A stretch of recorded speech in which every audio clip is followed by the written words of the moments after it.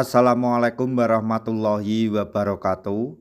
Masih bersama karduk.com. Pada kesempatan kali ini kami akan menyampaikan informasi terbaru yang datang dari Ditjen GTK PG Nunuk Suryani terkait dengan gaji P3K paruh waktu, yaitu gaji P3K paruh waktu di bawah honorer. Jawaban Ditjen Nunuk sudah bisa ditebak. Untuk mengetahui lebih jelasnya silahkan simak video ini sampai selesai. Tapi sebelum kami lanjutkan, bagi rekan-rekan yang baru menemukan channel ini, tekan like dan subscribe-nya, dan juga tekan lonceng notifikasinya supaya nanti bisa mengetahui informasi terbaru terkait dengan nasib tenaga honorer dan P3K paruh waktu di tahun 2026 ini. Sekarang mari kita simak dan cermati pernyataan yang ada di video ini. Gaji P3K paruh waktu sangat minim. Saking minim besarannya, untuk pencairan dananya lewat ATM pun tidak bisa karena gaji bersihnya hanya Rp15.000. Itu kejadian yang dirasakan guru P3K paruh waktu jebolan R4 atau guru honorer dengan masa pengabdian maksimal 2 tahun di Kabupaten Sumedang. Fenomena gaji guru P3K paruh waktu di bawah upah honorer hampir merata di daerah-daerah. Hanya daerah dengan kekuatan fiskal memadai mau memberikan gaji yang lebih layak.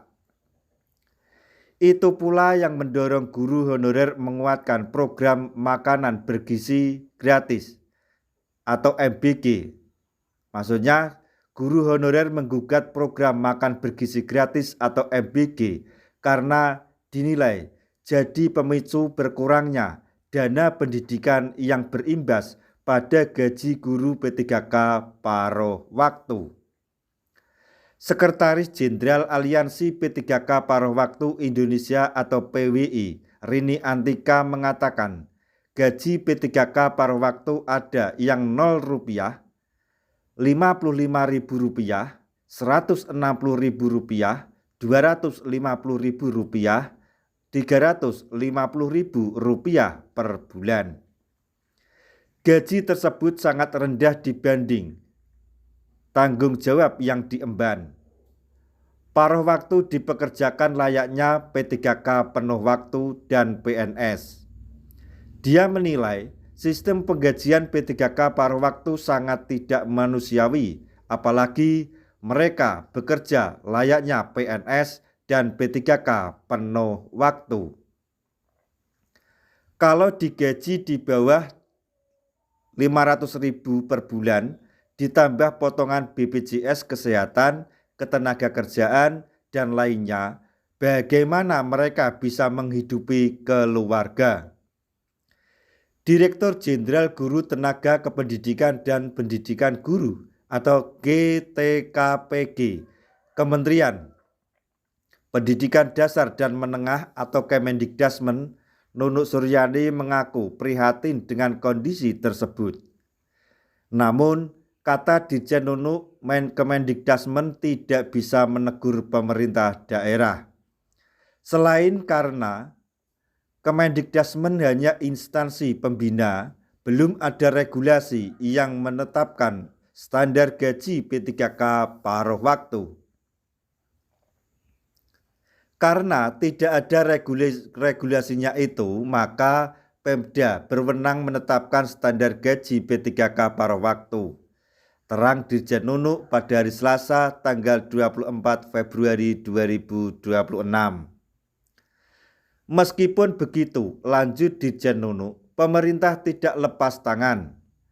Presiden Prabowo Subianto melalui Kemendikdasmen berkomitmen pada peningkatan kompetensi dan kesejahteraan para guru. Sejak pelantikan Presiden dan Wakil Presiden pada Oktober 2024, kebijakan yang diluncurkan berkaitan dengan kesejahteraan guru berupa pemberian insentif kepada guru honorer yang meningkati dari tahun ke tahun.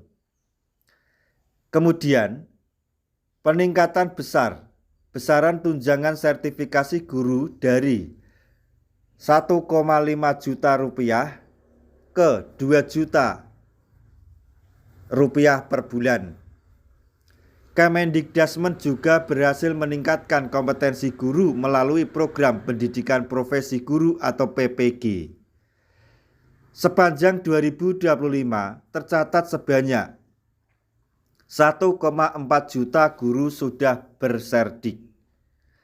Dengan serdik itu diharapkan kesejahteraan guru meningkat.